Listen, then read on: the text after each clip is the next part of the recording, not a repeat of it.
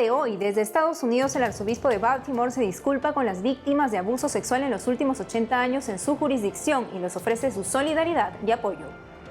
Desde España, católicos protestan por mofas a la Virgen de Rocío en un programa de televisión.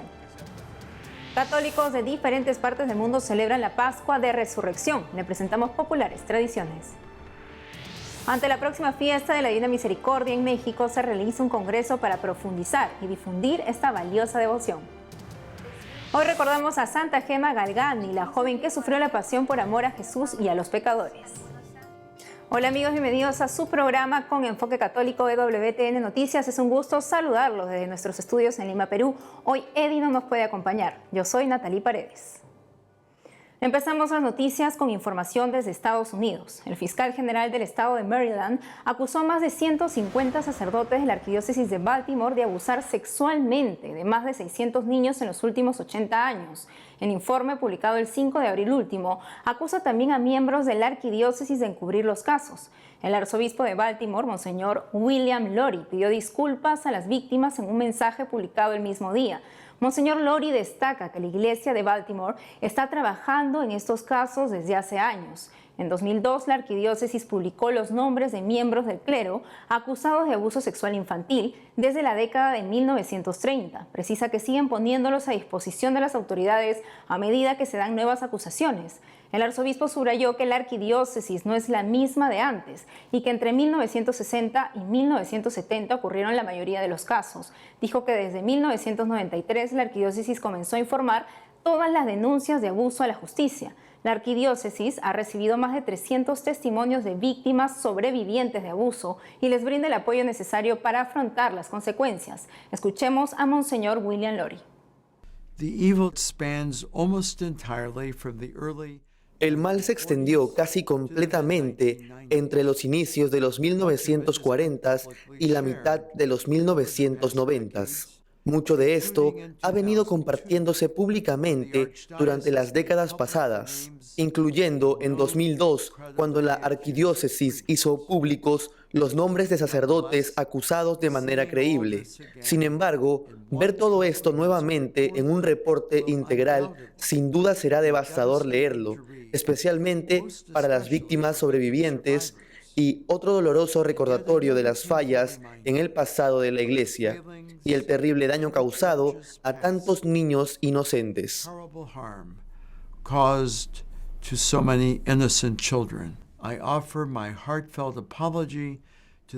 Ofrezco mis más sinceras disculpas a las víctimas sobrevivientes y a sus familias. Hoy, una vez más, como lo continuaré haciendo, pido también que los fieles acepten este reconocimiento del mal que se ha cometido, mi expresión de remordimiento por las fallas del pasado y una promesa inquebrantable de construir sobre el trabajo de las últimas 3 décadas para garantizar que nadie vuelva a ser dañado por un representante de la Iglesia.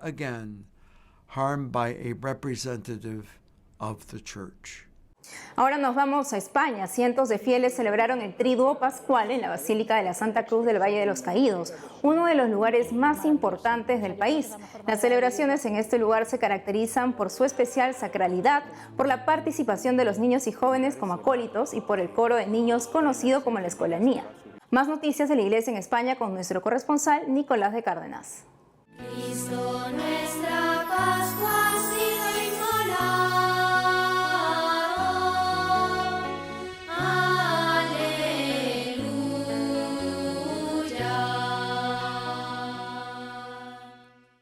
Desde Asturias les damos cuenta de las protestas a cuenta de una mofa televisiva emitida sobre una de las advocaciones marianas más populares, más queridas en nuestra tierra, la Virgen del Rocío. El obispo de Huelva, Monseñor Santiago Gómez, ha rechazado una parodia de la Virgen del Rocío realizada en un programa de la televisión regional catalana TV3, en la que se ponían en boca de esta advocación mariana expresiones soeces de cariz sexual. El contenido denunciado fue emitido en la noche del martes santo durante el programa titulado Está pasando. A través de un comunicado publicado este domingo de Pascua, el prelado ha señalado que la libertad de expresión no puede ofender las creencias religiosas tampoco de los católicos rocieros. El obispo ha defendido que el derecho a la libertad de pensamiento y expresión, reconocido en la Declaración Universal de los Derechos del Hombre, no puede implicar el derecho de ofender el sentimiento religioso de los creyentes, principio que vale, obviamente, para cualquier religión. A juicio de Monseñor Gómez, la crítica y la burla de los católicos demuestran una falta de sensibilidad humana y pueden dar lugar a provocaciones indeseables. La Hermandad Matriz de Nuestra Señora del Rocío de Almonte también ha elevado su voz y ha instado al presidente del Gobierno regional catalán, Pere Aragonés, de quien depende en última instancia el canal TV3, a que proceda a la mayor brevedad posible a la restitución del derecho al honor mancillado y adopte las medidas para que un hecho de esta naturaleza no vuelva a repetirse. ¿Morirías por alguien que no te conoce? Esta es la provocadora pregunta a la que respondió sí Ignacio Echeverría, el héroe del monopatín. Ahora lo proponen como imitación de Cristo en la cruz. Es como si mi hijo se hubiera estado preparando toda la vida para el día de su muerte. La campaña de Semana Santa de la Asociación Católica de Propagandistas invita a conocer el sacrificio hasta la muerte de Ignacio Echeverría, el héroe del monopatín.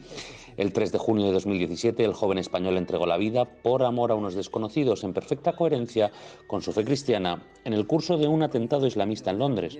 De la mano de su padre, Joaquín, la ACDP anima a los cristianos a imitar a Jesucristo en la cruz, como hizo Ignacio. Para ello han desplegado una campaña de publicidad en más de 100 ciudades con la pregunta ¿morirías por alguien que no te conoce? Los carteles tienen un código QR que remite a un vídeo en el que el padre del héroe del monopatín explica el modo en que vivió Ignacio hasta el último día. Es como si mi hijo se hubiera estado preparando toda la vida para el día de su muerte, afirma.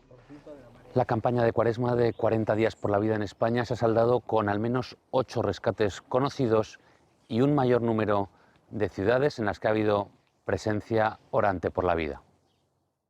Los voluntarios de 40 días por la vida en España han sido testigos de que al menos 8 madres que estaban en riesgo de abortar han decidido apostar por el futuro de sus hijos a lo largo de la campaña de oración de Cuaresma. Cerca de 3.000 voluntarios han cubierto más de 15.600 horas de oración por el fin del aborto realizadas en las inmediaciones de diferentes negocios de aborto distribuidos por toda España. En total, la campaña ha estado presente en 26 ubicaciones de 22 ciudades, siendo esta la presencia más numerosa hasta el momento. De los 8 rescates conocidos, 4 han sucedido en Madrid y el resto en Barcelona, Córdoba, Sanlúcar de Barrameda en Cádiz y Valladolid. 40 días por la vida en España se consolida año a año en un tiempo en el que orar ante un negocio del aborto incomoda al poder. Desde España, Nicolás de Cárdenas, EWTN Noticias. En el segundo día de la octava de Pascua, veamos cómo se festejó en diferentes partes del mundo la resurrección de nuestro Señor Jesucristo. Esta vez en Nepal, Hungría, Seúl, México y Bolivia, con video de Associated Press. Nepal. Católicos reunidos en Katmandú, la capital del país, para conmemorar el domingo de Pascua de Resurrección. El encuentro congregó a cientos de participantes, quienes mientras caminaban hacia el lugar central, realizaron oraciones, cantaron himnos y otros gestos tradicionales de Pascua. En Nepal, un país donde la mayor parte es hindú, destacó la unidad y la fuerza de los cristianos. Hungría. Miles visitaron Joloco, un pequeño pueblo al noreste del país. Los hombres vierten cubos de agua sobre las mujeres. Antes, la tradición era regar agua solo a las niñas que eran candidatas para ser esposas. Algunas leyendas sugieren que el efecto purificador del agua está relacionado con el bautismo, que la gente solía celebrar en la primavera hace siglos. Para nosotros, esta es una fiesta muy importante, diría, la fiesta más importante de nuestra familia. Toda la familia se prepara para este día. Todos nos disfrazamos con los trajes típicos. Estamos aquí para mostrarles a todos la belleza de esta fiesta y nuestro traje tradicional. Joloco fue construido en los siglos XVII y XVIII y es patrimonio de la humanidad desde 1987. Seúl. Aquí los católicos coreanos desfilaron para celebrar la Pascua de Resurrección en la plaza Gwanghwamun. Los participantes vestían trajes típicos. En la caminata, los feligreses llevaron una cruz adornada con flores y una gran Biblia a sus pies para simbolizar la resurrección del Señor. Además, cientos cantaban y recitaban alabanzas en el camino. En México, cientos de indígenas mayas celtales celebraron el Domingo de la Resurrección de Jesucristo con una misa en el templo central de la ciudad. Luego de la celebración eucarística, los indígenas realizaron un rodeo en el ejido Chilil, en el estado de Chiapas, al sur de México. Bolivia. En Viernes Santo, artistas realizaron grandes esculturas en arena de imágenes que representan la pasión de Cristo. 250 artistas de Bolivia, Perú y Argentina elaboraron 25 esculturas en los arenales de Cochiraya, al sur de la capital. Entre las obras destaca un rostro de Cristo de 3 metros de altura. También hay uno de Noé, faraones y otros pasajes de la Biblia. Las obras permanecerán allí mientras el viento gélido del altiplano boliviano lo permita. Este domingo 16 de abril, segundo domingo de Pascua, la Iglesia Católica celebrará el Domingo de la Divina Misericordia, una fiesta que fue instituida por San Juan Pablo II. Días previos, del 14 al 16 de abril en México, se realizará el Congreso de la Divina Misericordia titulado La Confianza, organizado por el Apostolado Divina Misericordia de Mater Fátima en colaboración con Familia Religiosa del Inmaculado Corazón y la Divina Misericordia. Para darnos más detalles sobre este importante evento, estamos conectados con el Padre Héctor Ramírez, fundador de Mater Fátima. Padre, feliz octava de Pascua. Coméntenos por qué el segundo domingo de Pascua es de la misericordia. Pues muchas gracias, felices Pascuas a todos los que nos están viendo y escuchando. Y bueno, quisiera apelar a las palabras mismas de nuestro Señor Jesucristo contenidas en el diario de Sor Faustina Kowalska. Son 3 numeritos, pero muy sintéticos, pero muy esclarecedores. Esto estamos hablando del 22 de febrero de 1931, el Señor, nuestro Señor Jesucristo, hablándole a Sor Faustina Kowalska. Le dice primero, pinta una imagen según el modelo que ves y firma, Jesús, en ti confío. Deseo que esta imagen sea venerada primero en la capilla y luego en el mundo entero. Están unidas la fiesta y la imagen. Segundo, estamos hablando del número 47, 48 y 49 del diario. Prometo que el alma que venere esta imagen no perecerá, o sea, se salvará. También prometo ya aquí en la tierra la victoria sobre los enemigos y sobre todo a la hora de la muerte yo mismo la defenderé con mi gloria. Ya empiezan las promesas. Pero la imagen está unida con la fiesta de la misericordia. Mi imagen está en tu alma. Deseo que haya una fiesta de la misericordia. Quiero que esta imagen que pintarás con el pincel sea bendecida con solemnidad el primer domingo después de la Pascua de Resurrección. ¿Cómo no celebrarla? ¿Por medio de qué oraciones podemos honrar a la Divina Misericordia, Padre? Bueno, pues él promete en esta fiesta algo muy importante, que dice, toda la culpa y toda la pena provocada por nuestros pecados pasados, en esta fiesta quedará borrada. Y él pide 2 condiciones que después se puede matizar un poquito para entenderla. La primera dice confesar. Por eso es un fin de semana para todos los sacerdotes que nos estén escuchando. Puede ser una ocasión bellísima de abrir los confesionarios durante todo el fin de semana, día y noche, para que sea un momento de mucha misericordia. Y segundo, recibir la comunión. Y aquí hay 2 aspectos. Uno, renunciando al pecado, por eso uno se confiesa.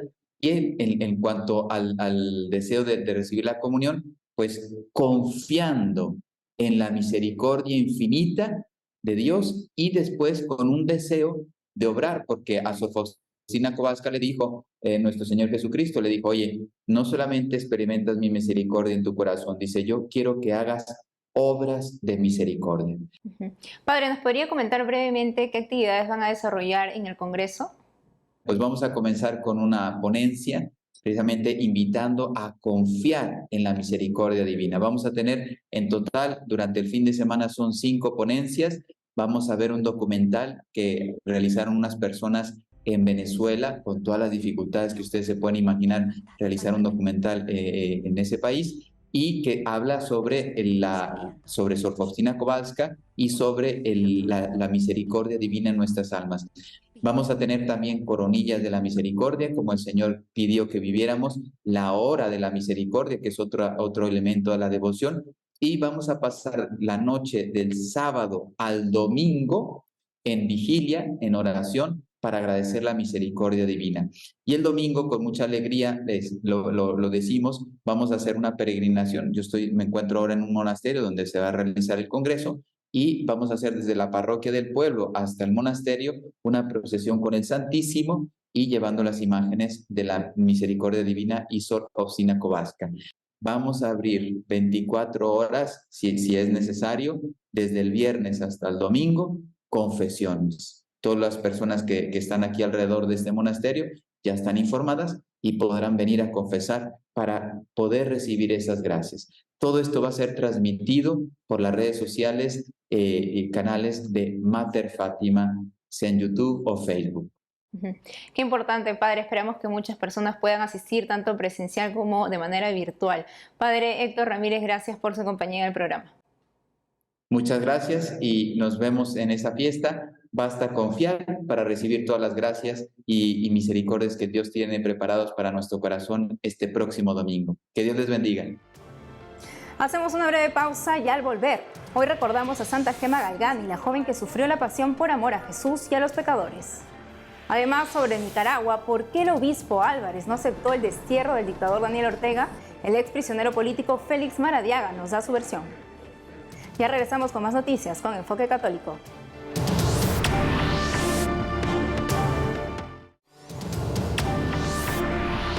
Y ahora noticias de la iglesia en Costa Rica. Aquí desde las afueras de la Iglesia de Cristo Rey vamos a hacer un repaso de las actividades propias de la Semana Santa aquí en Costa Rica. Tradiciones como las comidas con base de bacalao y mariscos, junto con las empanadas de chiverre y arroz con leche, reviven en esta época única y especial para un pueblo de fe. El consumo de licor es limitado porque algunos gobiernos locales y municipalidades decretan la ley seca que prohíbe la venta de estos líquidos etílicos.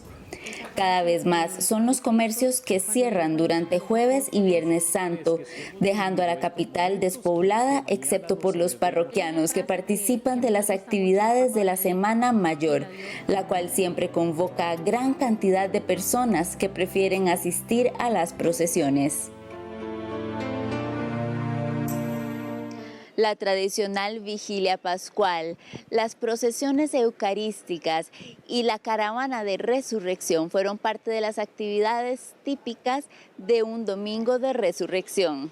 En medio de estos festejos, los obispos de la Conferencia Episcopal de Costa Rica emitieron un mensaje relacionado con la crisis de violencia por sicariato que vive Costa Rica, manifestando que necesitamos de la fuerza del resucitado para que cese la violencia, el odio y el egoísmo y podamos con nuestras acciones dar testimonio de su paz por medio de actitudes de amor. Además, agregó que sabiendo que solo Él es nuestra esperanza y que al mismo tiempo ha reconciliado a la humanidad con Dios, Jesús nos trae la buena noticia de la paz. Por ello, tenemos la certeza de que solo Él es nuestra paz. Esto fue parte del mensaje para el Domingo de Resurrección. La Parroquia de Cristo Rey y la Asociación Obras del Espíritu Santo organizaron la tradicional caravana de resurrección. Él vive. Una tradición en nuestro país donde gracias a Dios podemos salir a las calles a cantar, a alabar, a darle la gloria a Jesús. Luego de la Santa Misa de las 10 de la mañana, carrozas, tráilers, autobuses y vehículos particulares con familias desbordando la alegría de la resurrección salieron en caravana por los barrios del sur de San José. Al pasar la caravana, los vecinos salían de sus casas a saludar y a contagiarse de la celebración que finalizó con la Santa Misa, un concierto y un juego de pólvora. Desde San José, Costa Rica, Anastasia Telles Abarca, EWTN Noticias. Hoy recordamos a Santa Gema Galgani, una joven italiana que pasó por numerosos sufrimientos corporales y a quien Cristo le concedió sus estigmas. Conozcamos un poco más sobre la santa en el siguiente video de los niños del Ejército Blanco desde Perú.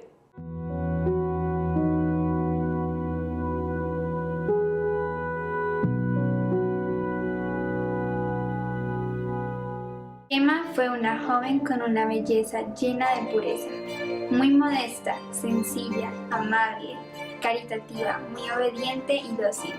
La ciudad de Lucca fue testigo de los asombrosos designios de Dios sobre esta joven. Tuvo una vida mística intensa. Incluso se imprimieron en su cuerpo las llagas de Cristo, un prodigio con el que han sido favorecidos algunos santos y totalmente extraordinario. Para cumplir este encargo, quiere ser religiosa pasionista, pero las dificultades de todo género lo impidieron. Y Gemma nunca fue aceptada en ningún convento a pesar de su ardiente deseo. La providencia divina la quiso fiel testigo de Cristo crucificado en el seno familiar. Después de un largo año de doloroso calvario, convertida en viva imagen de Cristo agonizante, Gemma murió el 11 de abril de 1903 a los 25 años, y la que no pudo ver sus deseos satisfechos en vida, los vio realizados después de muerta. Hoy sus restos mortales descansan en medio de las religiosas pasionistas, que la consideran como la más preclara de sus hijas. El 2 de mayo de 1940, Gemma es proclamada santa, y el mundo de hoy es testigo de la providencialidad del mensaje de la estigmatización de Lucca.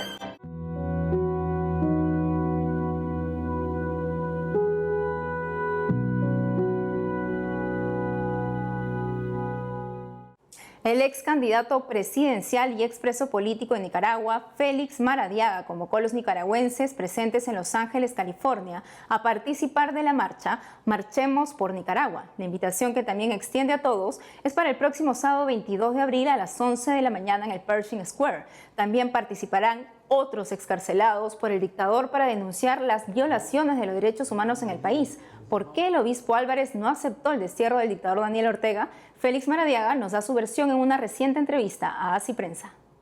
Hablando de Monseñor Álvarez, ¿qué cree que se debe hacer para liberarlo y cómo cree que podrían ayudar los políticos de Estados Unidos para eso? Es una obligación de todos los defensores de derechos humanos en cualquier rincón del planeta Tierra. Esto no es un asunto únicamente religioso. Si se pierde la efectividad de las voces de paz, como la de Monseñor Álvarez, ¿qué mensaje se le enviará al mundo?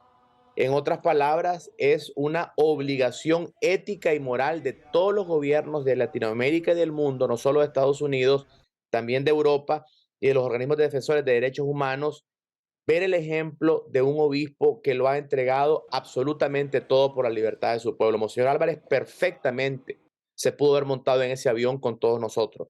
El 9 de febrero fuimos desterrados de Nicaragua, expulsados, llevados a un avión, y mientras estábamos volando entre Managua y la ciudad de Washington se nos despojó de nuestra nacionalidad, pero Monseñor Álvarez rehusó montarse a ese avión cuando perfectamente lo podía hacer. Y rehusó hacerlo porque no podía dejar a su pueblo atrás, porque tenía que dar un ejemplo y un testimonio de sacrificio a gente que aún está en las cárceles. Él dijo, no voy a irme hasta que no estén todos los presos libres, en un acto supremo de sacrificio. Ese ejemplo debe ser escuchado por todo el mundo. Y precisamente por eso estamos hablando de la libertad de Monseñor Álvarez, pero la libertad de todos los presos políticos, que en totalidad son 37. ¿Y usted moriría por alguien que no conoce? Jesús murió por nosotros en la cruz, la mayor prueba de amor que nos deja, imitación que siguió el joven español Ignacio Echevarría. La Asociación Católica de Propagandistas preparó un video a inicios de Semana Santa donde cuenta la historia de este héroe. Con este video nos despedimos. Hasta mañana. Es como si mi hijo se hubiera estado preparando toda la vida para el día de su muerte. No era un chico que destacara especialmente, era más bien tímido. Tanto que le costaba mucho encontrar trabajo. Eso sí, nunca le importó perderlo. Lo despidieron por negarse a firmar operaciones de dudosa moralidad. No era un gran atleta, pero estando en la playa de Ollambre, una pareja se estaba ahogando por culpa de la marea y él no dudó en entrar al mar y jugarse la vida para salvarlos.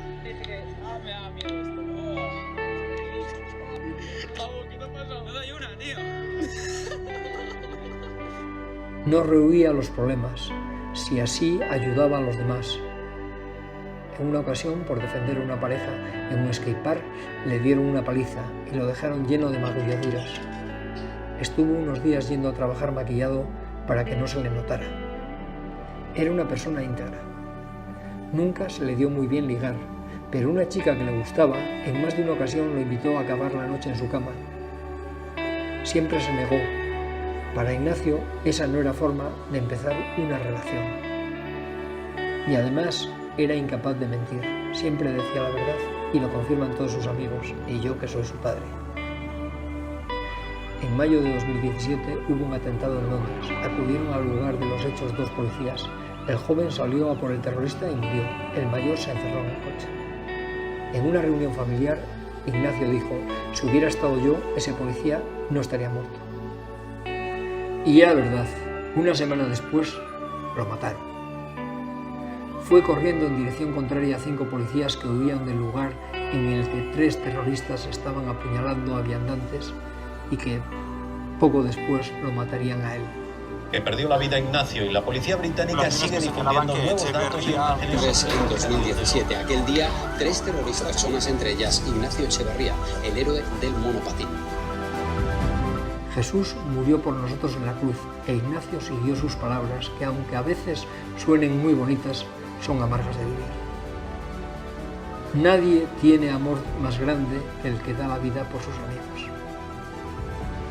Ignacio, que vivía enamorado del Padre, murió por unos hermanos a los que ni conocía.